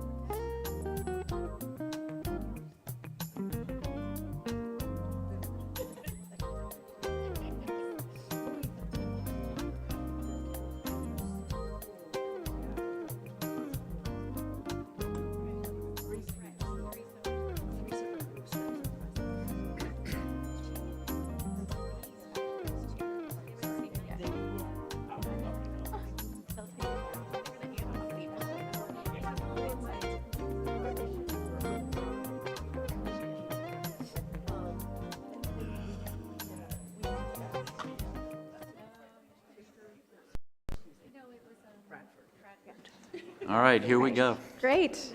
Thank you for your patience. It's painful. All right. This is a request to rezone approximately 2.85 acres located between Trinity Road and Old Trinity Circle. This request came before you for a public hearing in August of last year. It was initially scheduled on your January 25th meeting, but was removed at the request of the applicant. And tonight you may take action on this request. The subject property is an assemblage of 2 parcels that are currently vacant. It is surrounded by residential lots of varying size, as well as a number of vacant properties. The site is currently split zoned with a portion in residential 12, R12, and the remainder in transitional residential, or TR. Under the existing zoning, a maximum of 5 units could be built in the R12 portion and 7 in the TR portion for a total of 12 units. This number is based on the allowed gross density in the respective zoning districts. The applicant proposes to rezone the entirety of the site to transitional residential conditional use. At the allowed density in transitional residential zoning, which is 6 units per acre, the site could develop with a maximum of 17 dwellings. The applicant has offered 8 zoning conditions, including limiting uses to detached dwellings, townhouses, and accessory uses. This would allow the site to be developed either entirely as one of these housing types or a mixed residential development with both. This was the only zoning condition offered at the time of public hearing, and since that time, the applicant has offered 7 additional conditions, which include ensuring that at least 9 units are in buildings of 4 dwellings or fewer, providing a minimum of 2,000 square feet of community gathering space, which is more than triple the LDO requirement, ensuring that all units have 2-car garages, providing wiring for future electric vehicle charging in those garages for all units, and providing several architectural commitments, including a minimum of 4 windows on side elevations, and at least 2 building materials on all facades from a pick list of options. And finally, providing a 20-foot wide Type C streetscape along Old Trinity Circle and Deerwood Place. In addition to these conditions, development of the assemblage will be held to additional requirements of the Land Development Ordinance, including a 50-foot Type A streetscape along the Trinity Road frontage, a 40-foot Type A buffer along the southern property line if the site is developed with townhouses. If developed as detached dwellings only, a 30-foot Type B buffer, which is shown in this dashed line, would apply. The LDO does not require streetscapes on local streets for residential uses, but as noted, the applicant has offered 20-foot Type C streetscapes on both of these local frontages. And within these buffers, there are specifically limited to areas needed for road improvements, pedestrian networks, and utility crossings. And the site would also be required to follow LDO requirements to prioritize preservation of any champion trees that were identified at time of development plan review or replacement of caliper inches if preservation is infeasible. An analysis of this request against the Imagine Cary Community Plan finds the policies in the Live, Work, Shape, and Serve chapters apply, and the full details of that analysis were provided in your staff report. The Future Growth Framework map designates the site as being within a heritage neighborhood. These areas encourage the widest variety of housing types and lot sizes, and transitional residential is identified as an appropriate zoning district. The Planning and Zoning Board evaluated this request at their meeting in October of last year and found it consistent with the Imagine Cary Community Plan by a vote of 6-2. The chairman provided the following summary of the discussion. The board approved this case with a 6-2 vote. Those voting in approval thought this development was consistent with the surrounding neighborhood, that townhomes would be a good use for this open parcel. Members felt that the development would address the community plan by allowing for additional housing that would blend in with the existing community. Also, one of the parcels in the case was already zoned for townhomes, and adding the second parcel would not hurt the existing community. Those voting against approval had several concerns. Among those discussed were buffers were not adequate, townhomes did not fit in with the existing detached homes neighborhood, there are no townhomes currently, there is no transition in this area to non-residential uses or major streets, the height of 35 feet would tower over existing homes, and very few zoning conditions were offered by the developer to help with transitions. This concludes the chairman's comments. Since the Planning and Zoning Board meeting, the applicant has added a condition for a 20-foot wide Type C streetscape along the site's local street frontages. Staff found the request consistent with the Imagine Cary Community Plan, and we do recommend approval. We found that the request is supported by a number of policies in the live and work chapters, as the proposal provides for small lot housing types less common in the immediate area at a location near downtown Cary, Raleigh, and the I-40 interchange, although the proposed zoning conditions do not specify whether detached dwellings or townhouses or a mix of the two would be provided.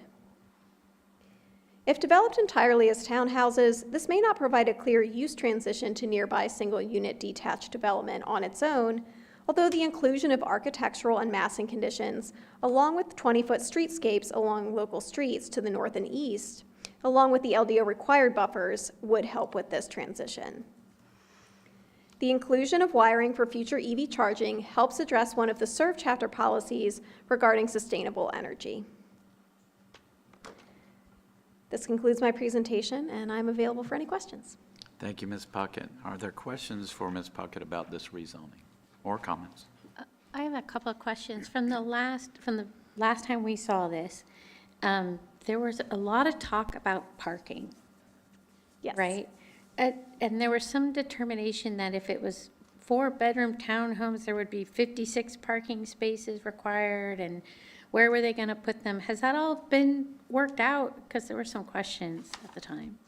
They would have to meet the LDO requirements for parking, and that would all be reviewed at time of development plan. They have offered 2-car garages for all unit. That's a new condition since you saw it. Okay. So that means that we'll have less surface parking than we could have under the initial proposal. And we also, for folks who may be watching, we also require a driveway that's long enough so that the car fits all the way on the driveway and it doesn't block the sidewalk, correct? Correct, yes. It must be at least 18 feet. Because that's a problem in some of the older townhome communities, right, where you can't walk on the sidewalk. Right. Right, because they didn't make the driveway long enough, but that's part. And even in newer ones, when you have a pickup truck, it's hard to get, there's some pickup trucks that don't actually fit all onto that 18 feet. Just saying. Right, so if they, just to make sure, that if there's a 2-car garage and they have the 2 parking pad, then that meets the LDO requirement for 4 spaces? Is that how that works? Yes, that would be able to park a 4-bedroom unit, correct. Okay. Okay, those were the only questions I had. Are they all 2-car garages or just? 2. 2-car garages is the condition that's been offered, so that would be the minimum. Okay.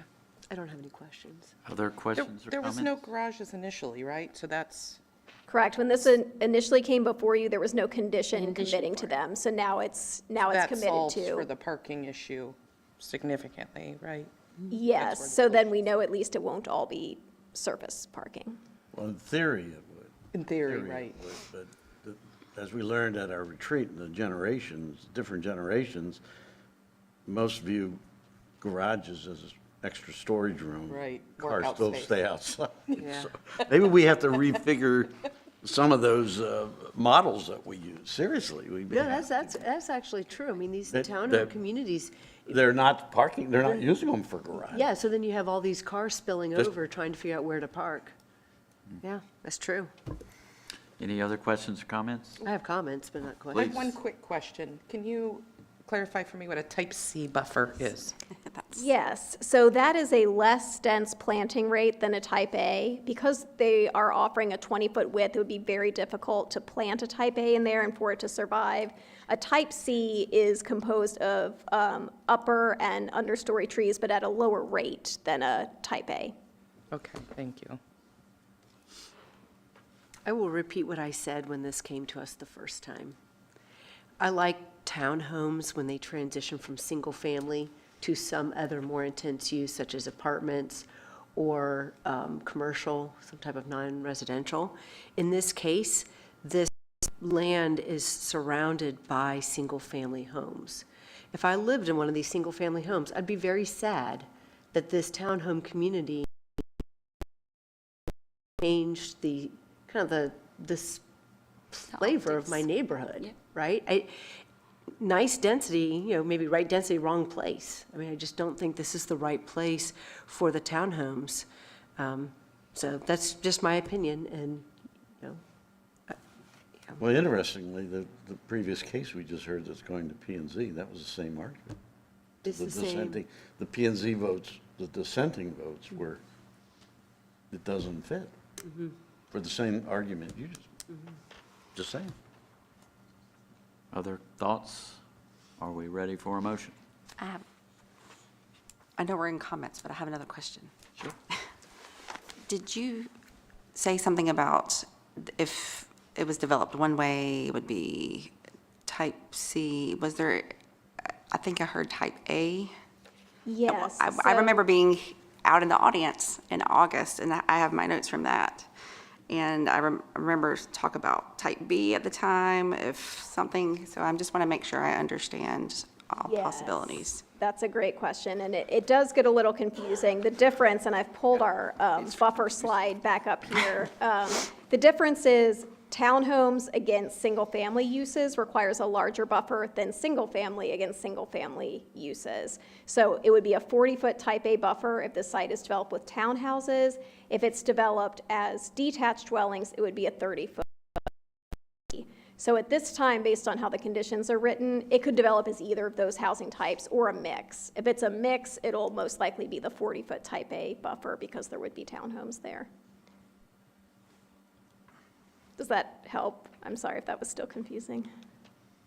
It does help, but I think I'm swimming in vocabulary that didn't belong to me a year ago. Okay, so I'm hearing 40-foot type A buffer, and then I'm hearing 20-foot streetscape. Yes. Yeah. What is the difference? So, and I'll go back, and I think this goes to a question that that one of your colleagues mentioned. So there are differences between these planting standards. When we talk about a type A, that's our densest planting standard. That's 4 upper story trees, 14 evergreen understory trees per 100 linear feet. So that's a pretty dense screen. A type B is Like a super buffer. Super buffer, that's a great word. Used to call that opaque, but we But we probably don't call it a use the super word buffer. opaque anymore. A, B, and C are so clear. Don't learn that vocabulary word, okay. For comparison, a type B is still the 4 upper story, but instead of the evergreen understory, you get 16 shrubs per 100 linear feet. A type C is 3 upper story and 5 understory per 100 Like an linear average feet. buffer. And I think maybe one.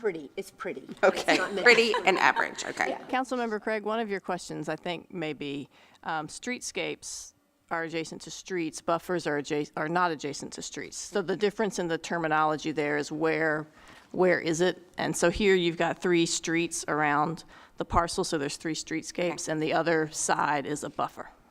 Thank you. As I mentioned recently, sometimes I don't know what question to ask, and I love when you fill that in for me. Thank you. That was a much better answer than what I just gave. I have a question, and this is more about a general question about the requirement, the town of Cary requirement. So when we say that it's going to be a buffer, does this mean that this much area is needed, and you cannot construct anything over that area? Or does that mean you cannot touch these trees and you have to leave the trees as is and build the development, in the approved zone? What does it? Yeah, that's a great question. So they would not be able to put any townhome lots in those buffers. There are a limited number of disturbances that the LDO allows through those buffers, and those include things like road improvements. So for example, for the frontages where they would need sidewalk, like along Trinity and Deerwood Place, they could disturb enough to be able to put in that sidewalk or the additional right-of-way improvements that were needed. If they need to cross a utility line, it can cross through the buffer at a 90-degree angle, so there can be some minimal disturbance there. They cannot clear cut those buffers and streetscapes. Okay, thank you. Yeah. Other questions, comments? Are we Well, I'll ready? just I'll make a motion and then Okay. there's comments after that. So I'll make a motion to approve oh, what's the number again? There's a Sorry. motion, there's a motion at your seat. There's a Oh, paper, yeah. sorry, At I the should at the bottom of your stack. Course, that we move to adopt the documents attached, oh wow, this is long. Attach the online agenda for a statement of consistency for 22 REZ 18 and rezoning ordinance 22 REZ 18. Is there a second? Second. And I'll just make comments about why, because I absolutely appreciate Councilmember Robinson's comments about, yeah, that townhomes are often a great transition from single-family to something more dense. And I agree with that absolutely as well. And there's two reasons why I'm supporting this. One is this applicant today could go and build 12 by right without any of these great, what I consider great conditions.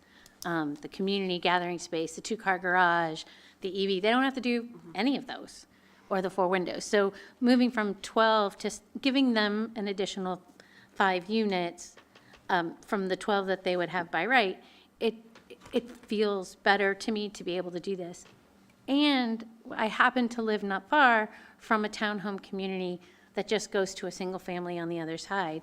And nowadays, and the same thing is true in Amberley and some other areas, you'll have single family, then townhomes, and then single family. I'm starting to feel that a townhome is just a more taller and skinnier single family house. I mean, that's, on a townhome, you own your plat underneath it, unlike a duplex where you have 2 different families living on the same plat. So I think we're seeing an evolution in the way people are living. And also because there's 2 main roads, you're not actually, it's only backing up to one townhome, or sorry, one single family on the backside. The rest is all separated by roads. I feel comfortable with it.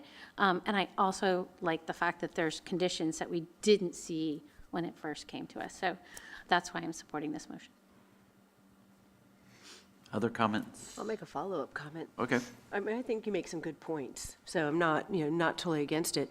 But just for me personally, I've had enough of these votes where I voted for something that I felt in my gut was wrong, and then I have to drive by it.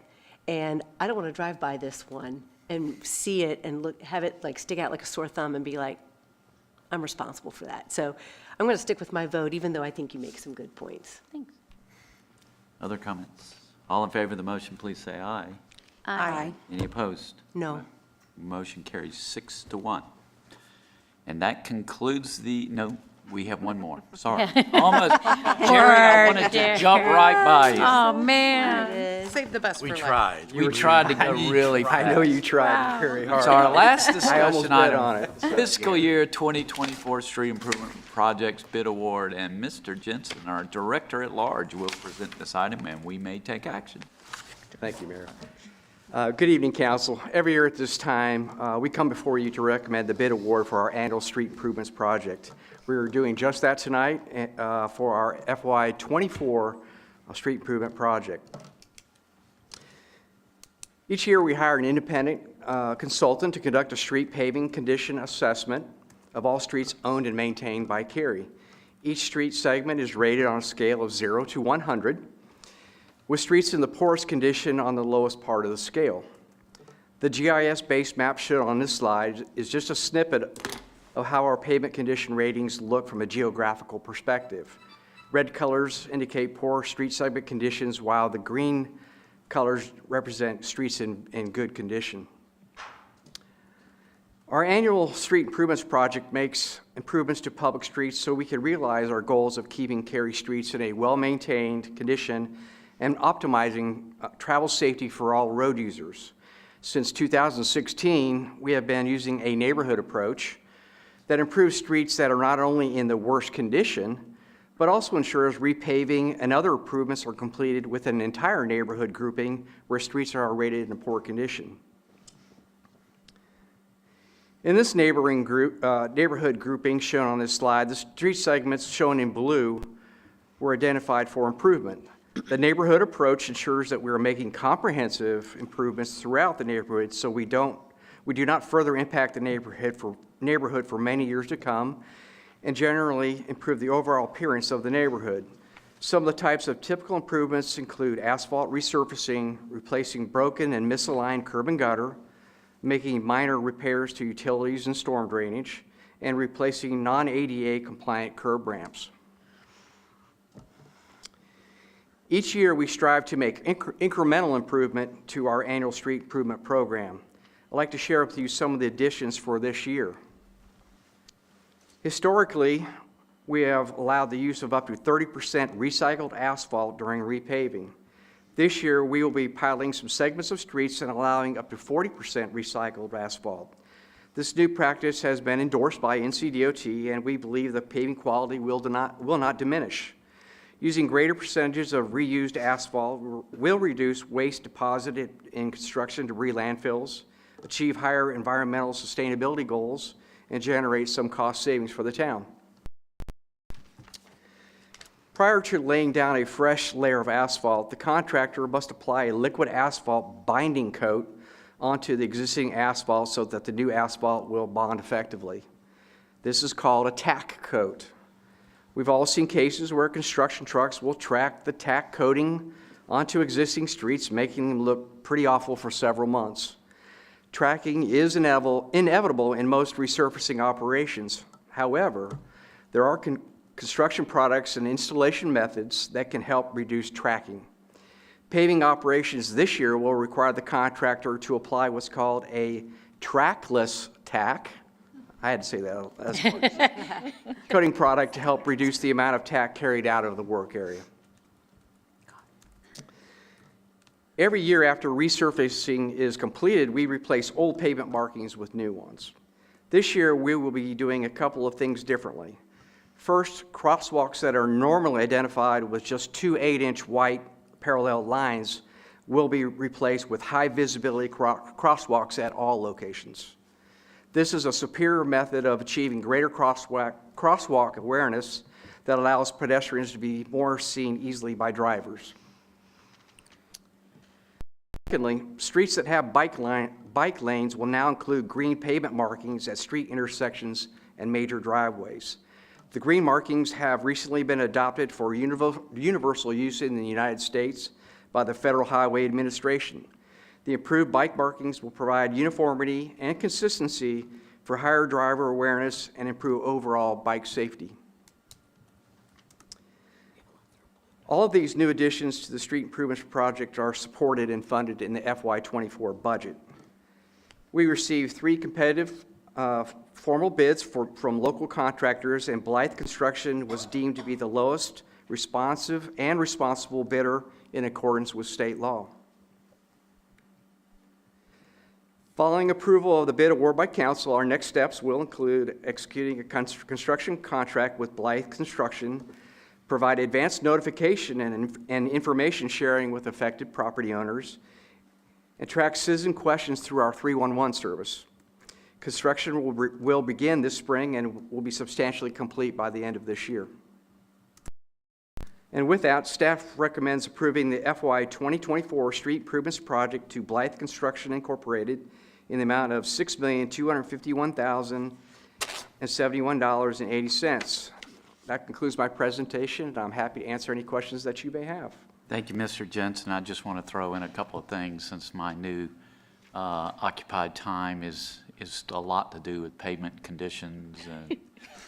So just so you know, Cary's Pavement Condition Index, or PCI, is close to 80, which is kind of unheard of. Give you an example, Greensboro is around 60. So we're well ahead of most communities. And the neighborhood approach that we use saves money in the long run. So if you model these things over the lifetime of the pavement and you do conditioning as you were mentioning and other things, that will extend the life, save money, and in the long run, we come out way ahead. So we have a higher PCI and we save money. So it's a win-win. So great what you guys are doing. Thank you. Appreciate that. Excellent. I like the neighborhood approach. I'd like to make a motion to award the fiscal year 2024 street improvements project to Blythe Construction, Inc. for $6,251,071.80. There's a motion. I'll second. I second. And second. Discussion. All in favor, please say aye. Aye. Any opposed? Motion carries unanimously. Thank you, Mr. Jensen. And that concludes our agenda, and so this meeting is adjourned.